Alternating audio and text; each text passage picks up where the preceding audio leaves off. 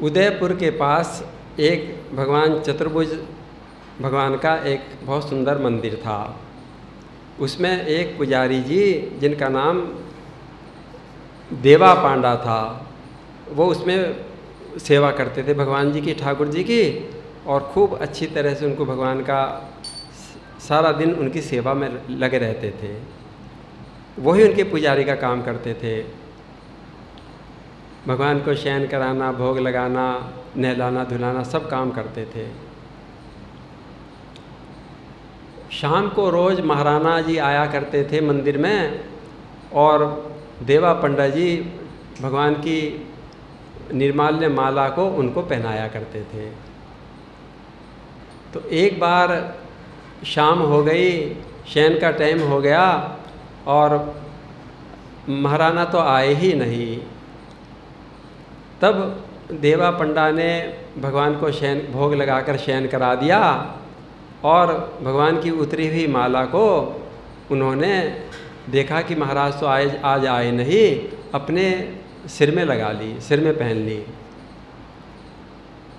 कुछ देर बाद जब मंदिर के द्वार बंद करके महाराणा जा रहे थे, पंडा जी जा रहे थे, तो महाराणा आते हुए दिखाई दिए।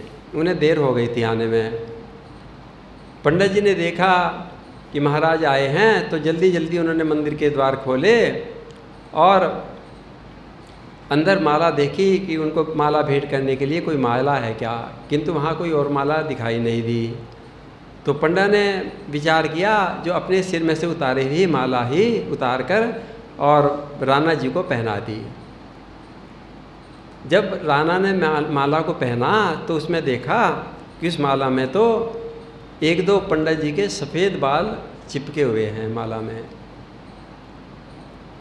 तो राणा जी व्यंग में कहने लगे कि हे पुजारी जी, पंडित जी, आज भगवान के क्या बाल सफ़ेद हो गए, इस माला में सफ़ेद बाल लगे हुए हैं। पंडा के मुंह से निकल गया कि हाँ महाराज, भगवान के बाल तो सफ़ेद हो गए। महाराज राणा जी कहने लगे ठीक है, हम सुबह को फिर आएंगे दर्शन करने के लिए कि ठाकुर जी के बाल सफ़ेद कैसे हो गए। मैं तो चले गए और अब तो पंडित जी को चिंता हो गई। सोचने लगे मेरे मुंह से निकल गया कि भगवान के बाल तो सफ़ेद हो गए, अब क्या होगा। सुबह को महाराणा जी आवेंगे और देखेंगे ठाकुर जी को, इनके तो काले काले बाल हैं, और मैं तो मेरे पे नाराज़ होंगे और मुझे दंड देवेंगे। इसी चिंता में पंडित जी को रात में नींद भी नहीं आई। सारी रात सोचते रहे, ना कुछ खाया ना कुछ पिया, और मैं तो चिंताग्रस्त रहे। तभी सुबह ही सुबह जल्दी उठ के पंडित जी मंदिर में गए, द्वार खोले, और ठाकुर जी को जब उन्होंने देखा तो ठाकुर जी के तो सारे बाल सफ़ेद हो गए थे। पंडित जी के नेत्रों में जल भराया कि ठाकुर जी, मेरे ऐसा कहने से आपने अपने बालों को, अपने घुंघराले बालों को सफ़ेद कर लिया।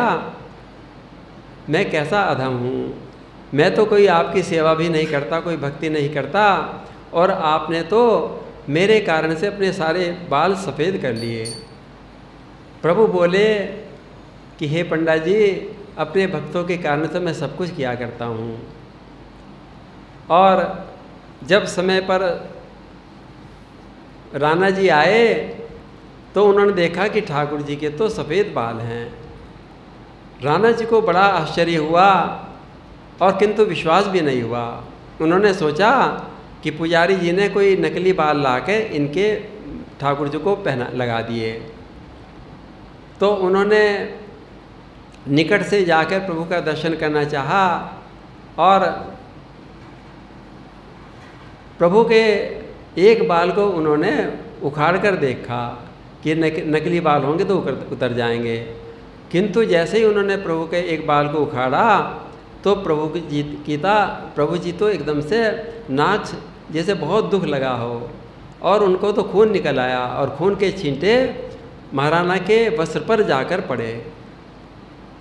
महाराणा तो ये बात देखते हुए कि ये तो सचमुच के बाल हैं, ठाकुर जी को कितना क्लेश हुआ और खून का धब्बा भी, छींटा भी मेरी कपड़ों पे आ गया तो मैं तो बेहोश होकर गिर पड़े।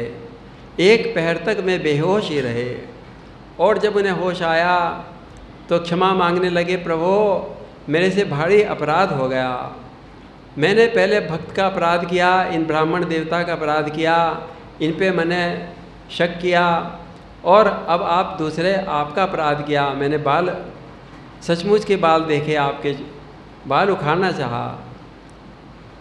तब भगवान मुस्कुराकर कहने लगे कि अपराध तो अवश्य हुआ है और इसका दंड भी तुम्हें मिलेगा। देखो आज से जो भी उदयपुर के राज सिंहासन पर बैठेगा उसे मेरे दर्शन निषेध होंगे, वो मेरे मंदिर में ना आए दर्शन करने के लिए, और इस प्रकार यही तुम्हारा दंड होगा।